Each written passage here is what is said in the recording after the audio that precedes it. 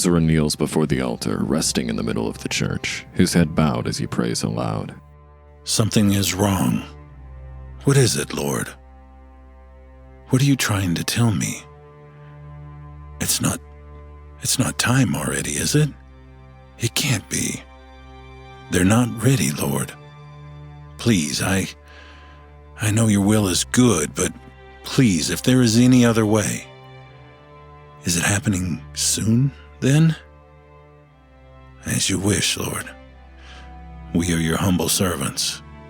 Help us prepare our hearts for the roles we all must play for what is to come.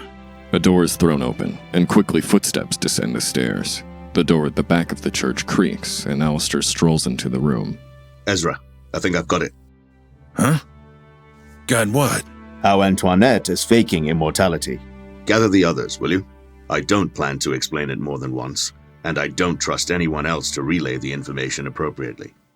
Gather them? Do you think I have them on an invisible leash? You don't have any way, then, to bring back your flock? Can't you reel your crook and gather your lost sheep?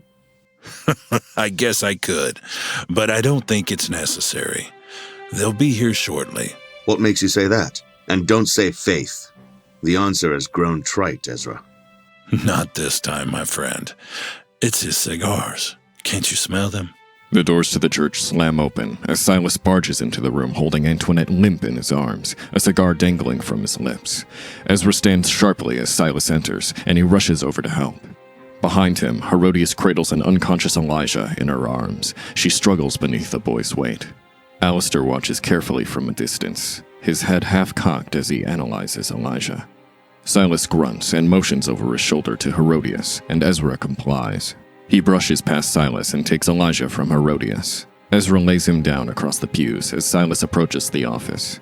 With a solid kick, the doors of Jakob Bivik's prison are thrown open.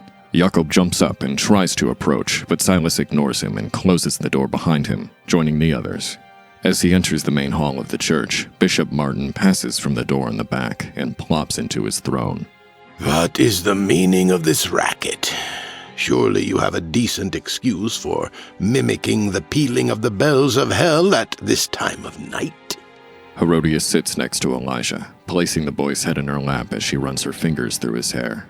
Oh, stuff it, Martin, will you? Had about enough of your shit for one night. How dare you speak to a holy man of the church in such a way? I shall not stand here and be spoken to. Hey, didn't you hear me? I said stuff it, Martin. Calm down, Ava. Let's not excite him. And why not? Silas told me about the bishop on the way over. What about him? How he encourages the men of this town to beat their wives. How he encourages them to force themselves on the women if they're unwilling. What? Is this true, Silas? I'm afraid so, Ezra. While we were questioning Frau Bielik, she told us what her husband did to her, and how the bishop said that it was her fault. She claims the bishop told her it was Jakob's duty as her husband to beat her and to rape her. That she was the one in sin, and how she needed to repent before God. What? This is the first time that this has been brought to my attention. If Jakob Bielek has twisted the words I preach, that is the fault of the individual, not the fault of the church. I am sorrowful that my words have been spun in such a negative light as to inspire such a devious act. But I assure you it is no fault of mine. You're gonna have to do better than that, Bishop. I've seen firsthand what your lies have done to this town. Have you so quickly forgotten the words of your friend just because he sleeps? Do I not deserve a trial to try and prove my innocence? I beseech you, before you condemn your soul with a blaspheming tongue, present before me evidence of your claims and let me stand trial. I have faith in our system, in our church, and in our Lord, that justice will be done there within. How can justice be done in a court where you reign as judge and jury? Can you think of anyone else more fitting to preside over the hearing? Anyone who doesn't have a personal stake in the matter sounds fitting to me. I am afraid, Agent Herodias, that no one else in Durinbar is qualified for such a position. I and I alone am the only one qualified to rain judgment in a court of law. The bishop grins as he locks eyes with Ezra, daring him to speak. Ezra remains silent, but refuses to break eye contact. Then how about we just go over your head then? How about we get Cardinal Bassani down here? I'd love to see you try and worm your way out of that. I will submit myself before the will of the church if this is what the cardinal desires. However, the cardinal is an exceptionally busy man, and unfortunately for us all, I don't think he'd be able to make time for the trial for at least a couple of years, and by then, who knows what corruption could befall any evidence or witness that would be present at the trial. It would be a great shame, would it not, if a tragedy were to befall Nadine Belak before she could come to the trial and clear my good name? To preserve any evidence which you claim to have against me, and the current state of the good fortune of your so-called witness, would it not be best to have the trial now? Careful, Bishop. That sounds an awful lot like a threat. Oh no, I pose no threats against anyone. Merely I speak of the frequent misfortune of the sinful world we live in. One can never predict a break-in or a murder or a rape, you know. All I suggest is that for the sake of preservation of justice, we move on with the trial as soon as possible. Ezra raises a hand as Herodias moves to speak. That's enough. Silas, Herodias, do you have any more proof of your claims then, beyond the words of one woman? Isn't her testimony enough? Unfortunately, the testimony of one individual, it's just not enough evidence to convict anyone. Why not? Because a false testimony could be given, and an innocent party could be convicted to a sentence they didn't commit. But she's not lying, Ezra. We can prove it. How? When Elijah wakes up, we'll have him pray over Nadine like he did Jacob. Casters are not allowed in a court of law. It is the right of every citizen of the church that they are protected against self-incrimination. No one would willingly enter an environment in which their secrets are forced from their lips, and they are incarcerated right alongside the guilty party they help put there. Unfortunately, he's correct. Because of gifted individuals such as Elijah, the church has declared that casters and other divine conduits, they cannot be present during a trial. At the end of the day, Elijah is just a man, and any man is capable of sin. How is the layman supposed to know that he used his gift in the way he said? Perhaps he lied and didn't pray for the truth. Perhaps he didn't pray at all. Perhaps he prayed that she would provide a testimony that would convict herself. How are we supposed to know? So what do we do now? Can't we do anything? I'm afraid not. As your shepherd and active clergyman, I have a lot of responsibilities. Unfortunately, standing as a judge in a court of law is not one of them. The bishop is right. We can either have the trial now with Bishop Edmund Martin acting as judge. We could put in an appeal to have another proper church figure to preside as judge. Or we could drop our case. I don't think the bishop will mind. Certainly not. Women are often privileged to frequent flights of fancy. Does anyone else have any objections? Very well, Alister. You asked me to gather our flock. Well, as it happens, the Lord delivered them to us. Ezra motions over to Alister, who contorts his glare directed at the bishop to a coy smile as he clasps his hands behind his back and begins to pace back and forth before the altar. Yes, I asked Ezra to gather you all because I believe that I finally figured it out. Well, I can't claim to understand the vast picture of it all, but look at this. Alister fishes from his pocket the cocoon and displays it to everyone present, one at a time. He makes his rounds around the room as he speaks. When it comes to spellcraft, there are three main components to consider: rhetorical, corporeal, and tactile. When a witch goes about casting a spell, she draws her power from another source. Often they'll need to persuade whatever force this is to grant them some of their power. This is where the rhetorical components come from, the words spoken needed to cast a spell. Then we have corporeal, which refers to the body and the intricate motions one makes while casting. Some are verbose, such as the seemingly flailing of one's arms. Others more subtle, maybe a twist of the head, or a few steps taken backward, etc. What we are focusing on, however, is the final component, the tactile component. This is something physical that the spellcasters need to procure the chosen spell. The tactile components could be numerous or solitary. They could require being burned, torn, or modified in some way, and all alterations to the ingredients must be made within the corporeal movements of the spell. Our spell, however, requires only one tactile component, simply a small gray cocoon. Now, with reverse engineering, we are able to use one of these components to work our way back and decipher what spell the caster had initially intended. In our case, the spell Antoinette has been casting all along is the polymorph spell. Polymorph? Yes, it's the most common spell people think of when they envision witches. Take for example when a witch turns somebody into a toad.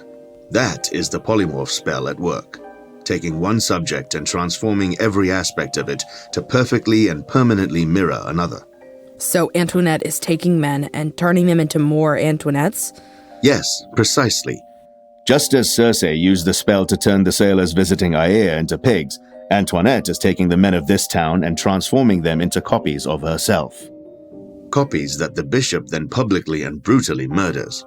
Nonsense, complete and utter nonsense. My senses were not deceived. I know Antoinette Hosp. She is a member of my congregation. I know the look of her eyes, the smell of her hair, and the touch of her skin. Such is the brilliance of the polymorph spell.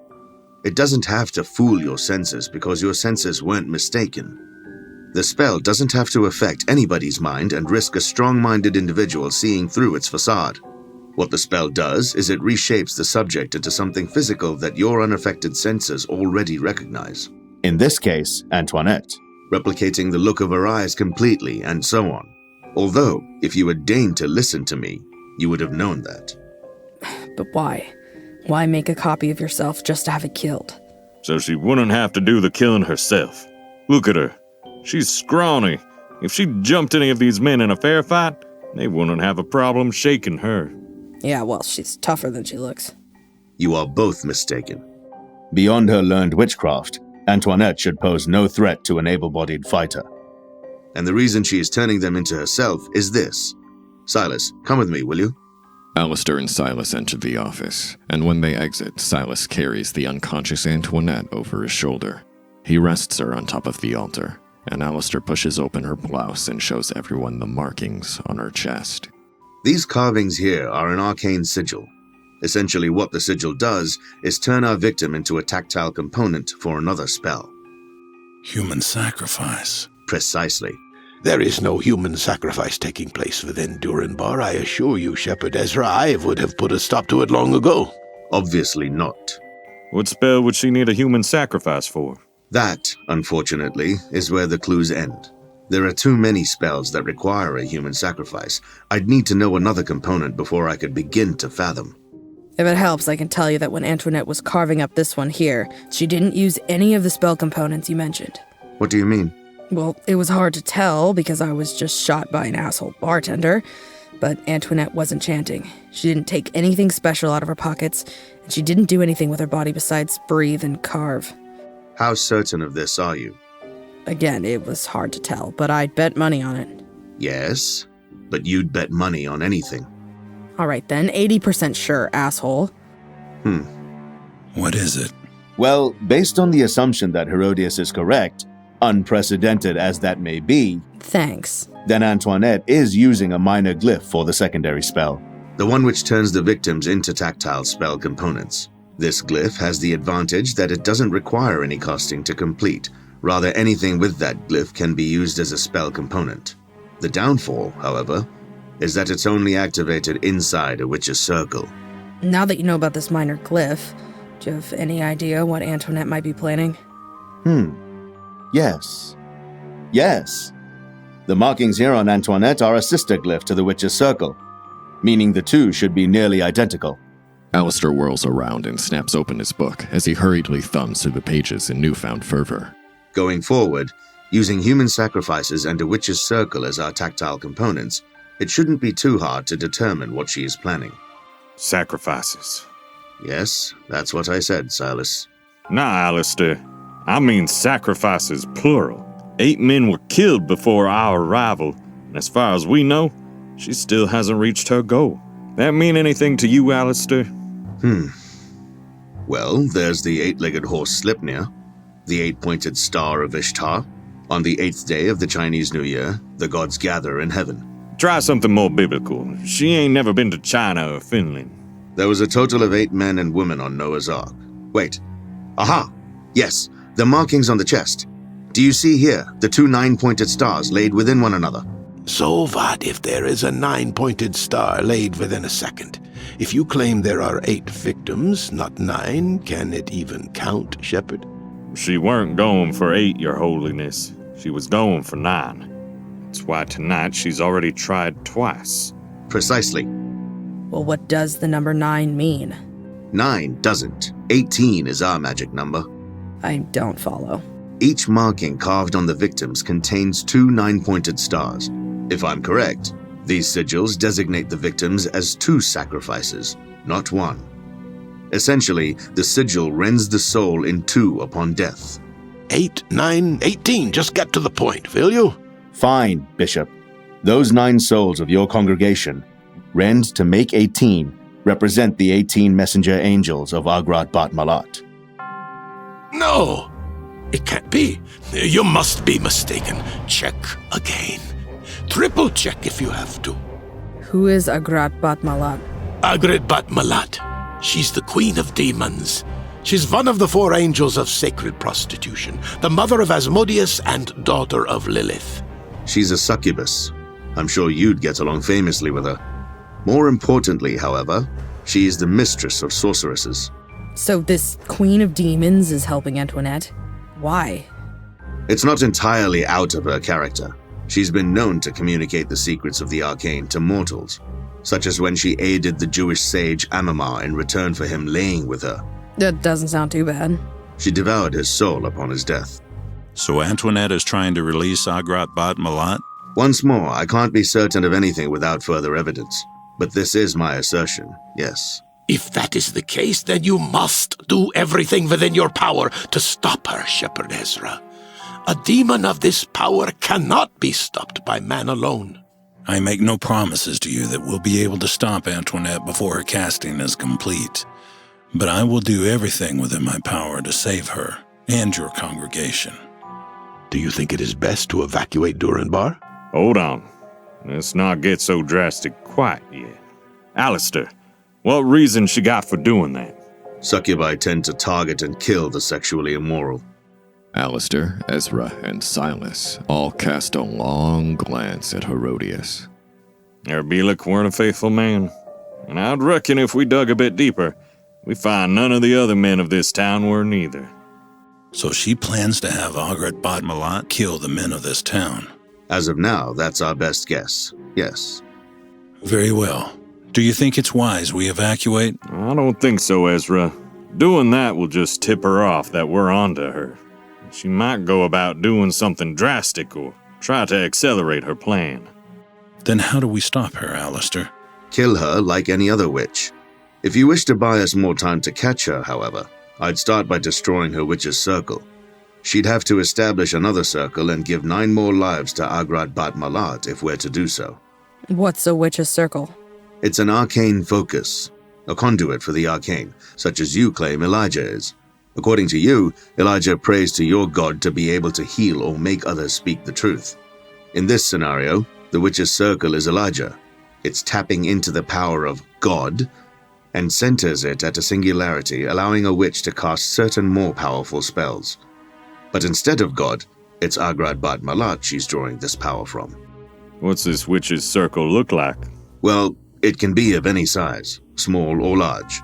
The only criteria is that it must consist of 5 or more points, each point denotated by a specific marking.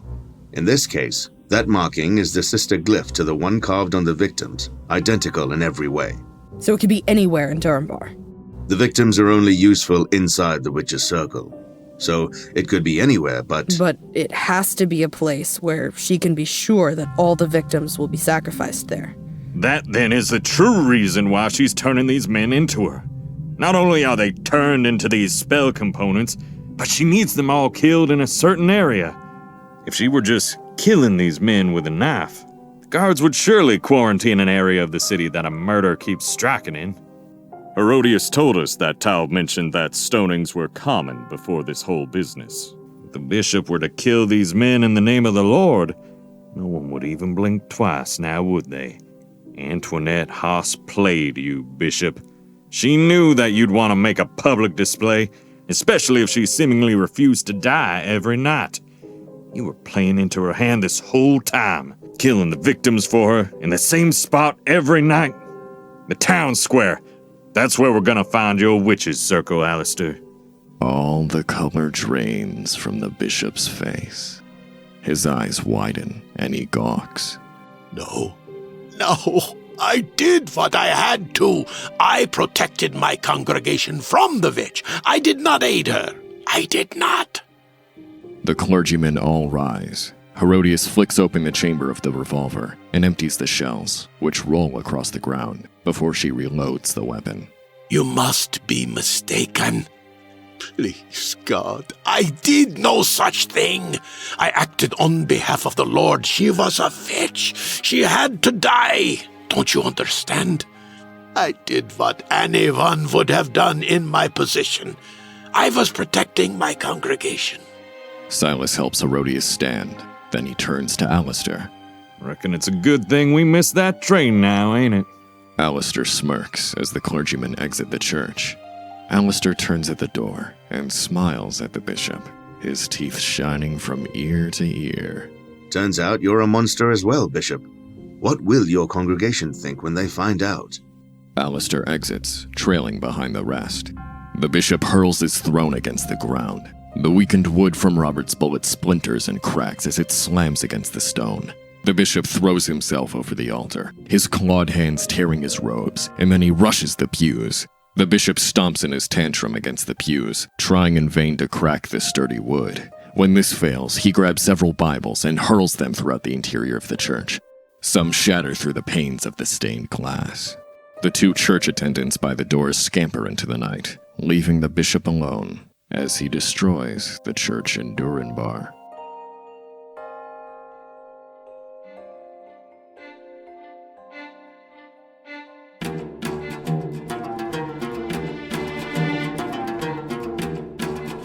Hey everybody, thanks for listening to The Clergymen, Immortal Woman, a Leached Talent production, written and directed by N.E. Gonzorn, produced and audio engineered by James Quesada, music compositions and sound design by Maddie Gosshorn, narrated by Seth Weeks, and with voice acting by the following talented cast members: Jeff Williams as Ezra, Vinay Narayani as Alister, Hannah Reinhard as Herodias, Zan Kramer as Silas, Boyd Barrett as Bishop Martin. Subscribe to the show so you don't miss an episode, and leave us a rating and a review to help other people discover the show. Check us out on social media and on the web by following the links in the show description. Thanks again for listening, and keep the faith.